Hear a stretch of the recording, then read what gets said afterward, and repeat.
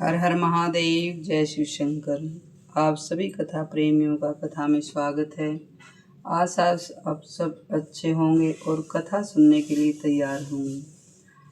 आज की पावन कथा में हम जानेंगे राजा परीक्षित को ब्राह्मण का शाप, तक्षक के काटने से उनकी मृत्यु तथा उनकी रक्षा न करने के पाप से कलंकित काश्यप ब्राह्मण का स्वामी पुष्पकारिणी में स्नान करके शुद्ध होना।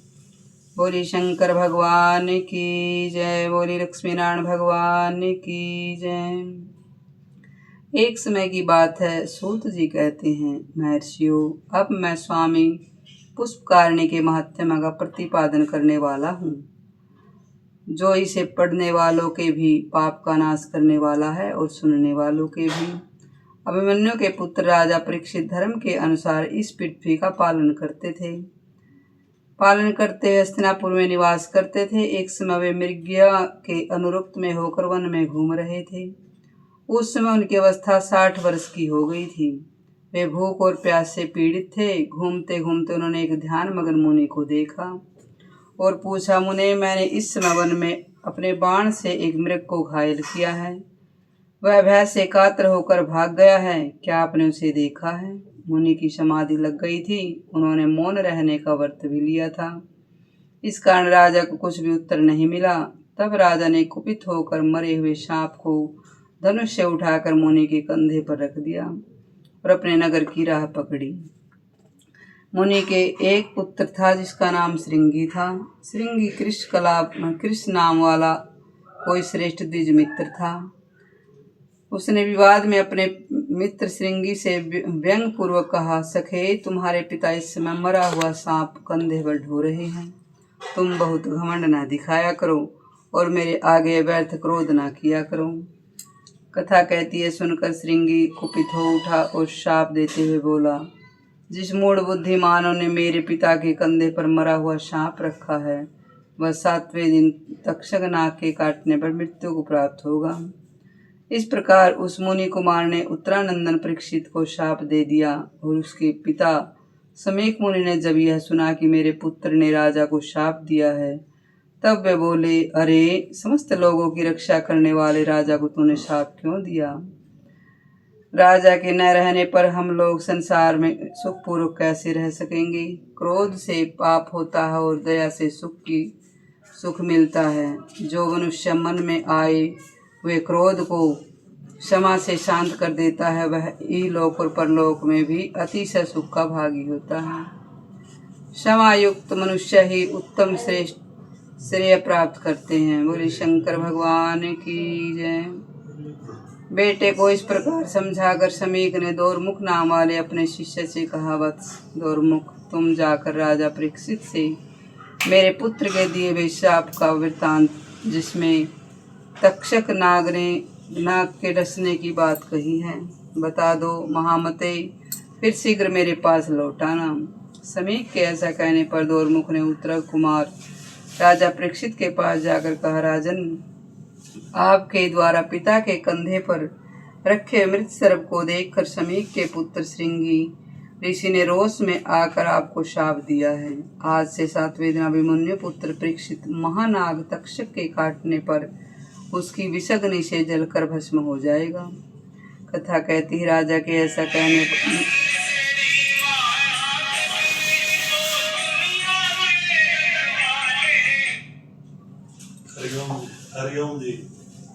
कथा कहती है कि उसके राजा के ऐसा कहकर दुर्मुख शीघ्र ही लौट गया। उसके जाने पर राजा ने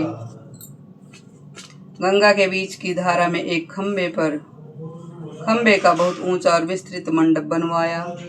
भगवान विष्णु के प्रति भक्ति भाव बढ़ाते हुए अनेक देवर्षि, ब्रह्मर्षि तथा राजर्षि के साथ वे ऊंचे मंडप पर रहने लगे, क्योंकि वो चाहते थे कि किसी प्रकार नाग उसे ना डसे। उसी अवसर पर मंत्र जानने वालों में से काश्यप नाम वाला ब्राह्मण तक्षक के महान विष से राजा का प्राण करने के लिए 7वें दिन वहां जा पहुंचा।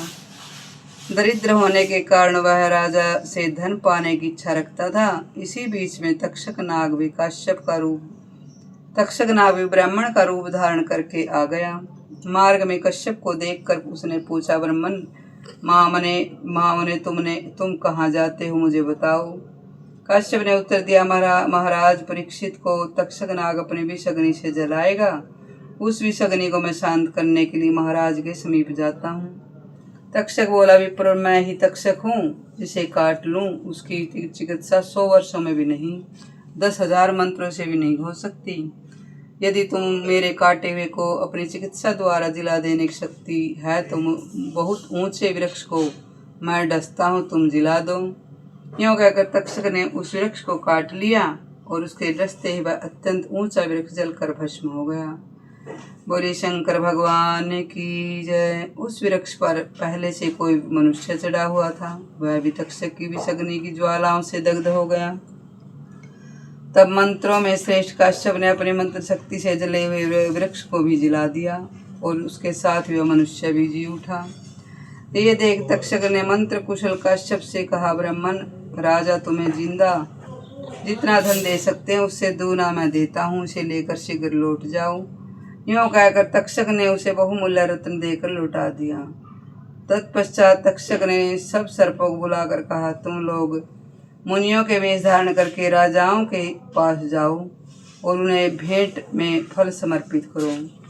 बोली शंकर भगवान की जय। बहुत अच्छा कहकर सभी राजा को फल देने लगे। उस समय तक्षक भी किसी बेर के फल में कृमि यानी कीड़े का रूप धारण करके राजा को डसने के लिए बैठ गया। ब्राह्मण रूपी सर्पों के दिए हुए सभी फल राजा परीक्षित ने बूढ़े मंत्रियों को देकर कौतूहल बस एक मोटे फल को हाथ में ले लिया और इसी समय सूर्य भी अस्ताचल पर जा पहुंच गई। उस फल में सब लोगों ने राजा ने भी एक लाल रंग का कीट देखा, वही तक्षक था। उसने शीघ्र ही फल से निकलकर राजा के शरीर को लपेट लिया।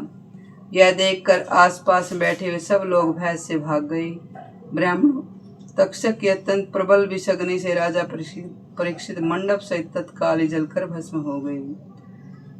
पुरोहित और मंत्रियों ने उनका आदरदायक संस्कार करके प्रजा की रक्षा के लिए उनके पुत्र जन्मेजय को राजा के पद पर अभिषिक्त कर दिया। बोली शंकर भगवान की जय। तक्षक से राजा की रक्षा करने के लिए जो काश्यप नाम का ब्राह्मण आया था, उसकी सब लोग निंदा करने लगे। अंत में वह साकल्य मुनि की शरण में गया और उन्हें प्रणाम करके बोला, भगवान, आप सब धर्मों के ज्ञाता हैं और भगवान विष्णु के प्रिय भक्त हैं। ये मुनि, ब्राह्मण, सुहृद तथा अन्य लोग जो मेरी निंदा करते हैं, इसका क्या कारण है? मैं ये नहीं जानता, यदि आप जानते हो तो बताएं। तब महामुनि साकल्य ने क्षण भर ध्यान करके काश्यप से कहा, तुम तक्षक से महाराज परीक्षित को बचाने के लिए जा रहे थे, किंतु आधे मार्ग में तक्षक ने तुम्हें मना कर दिया। जो मनुष्य विष, रोग आदि की चिकित्सा करने में समर्थ होकर भी काम, क्रोध, लोभ, भय, मात्सर्य अथवा मोह से विष एवं रोग से पीड़ित मनुष्य की रक्षा नहीं करता, वह ब्रह्म हत्यारा, शराबी, चोर, गुरु पत्नी गामी तथा सबके संसर्ग दोष से दूषित हो जाता है। कथा यह हमें शिक्षा दे रही है कि हमें किसी भी लोभ के कारण हमें अपना धर्म नहीं छोड़ना चाहिए। उसके उद्धार का कोई उपाय नहीं है। महाराज परीक्षित पवित्र यश वाले धर्मात्मा, विष्णु भक्त, महायोगी, चारों वर्ण की रक्षा करने वाले थे। उन्होंने व्यासपुत्र सुखदेव जी से भक्ति पूर्वक श्रीमद् भागवत कथा सुनी थी। ऐसे पुण्यात्मा राजा की रक्षा न करके तुमने जो तक्षक के कहने से धन लेकर लौट गए, उसी के कारण श्रेष्ठ ब्राह्मण और बंधुजन तुम्हारी निंदा करते हैं। कथा में शिक्षा दे रहे कि हमें बुरे कर्म करने का फल तो बुरा ही मिलता है। मरने वाले मनुष्य के प्राण जब तक कंठ में रहते हैं तब तक उसकी चिकित्सा करनी चाहिए। तुम चिकित्सा करने में समर्थ होकर भी उनकी दवा किए बिना ही आधे मार्ग से लौट आए, इसीलिए तुम वास्तव में निंदा के पात्र हो। काश्यप बोले, मुनि, उत्तम व्रत का पालन करने वाले साकल्य जी, मेरे दोस्त की शांति के लिए कोई उपाय बताइए जिससे मेरे बंधु बांधव तथा सुहृद मुझे ग्रहण करें।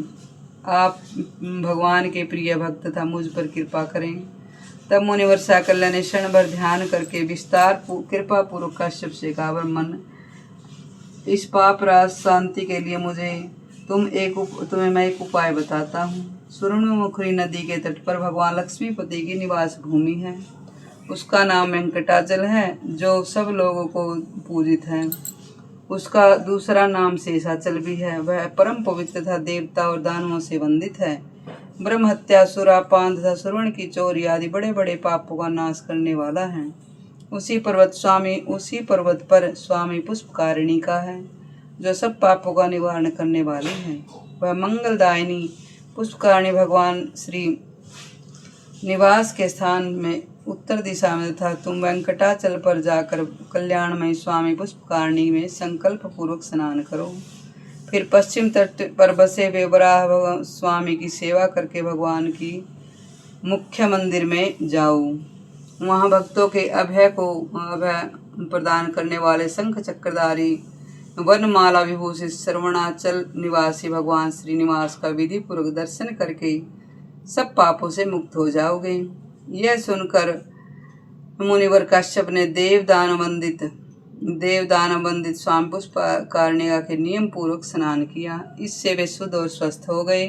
फिर सब बंधु बांधवों ने उनका विधि पूर्वक पूजन करके आप निसंदेह हमारे पूज्य हैं। ब्राह्मणों, इस प्रकार मैंने आप लोगों से वेंकटाचल की महिमा का वर्णन किया।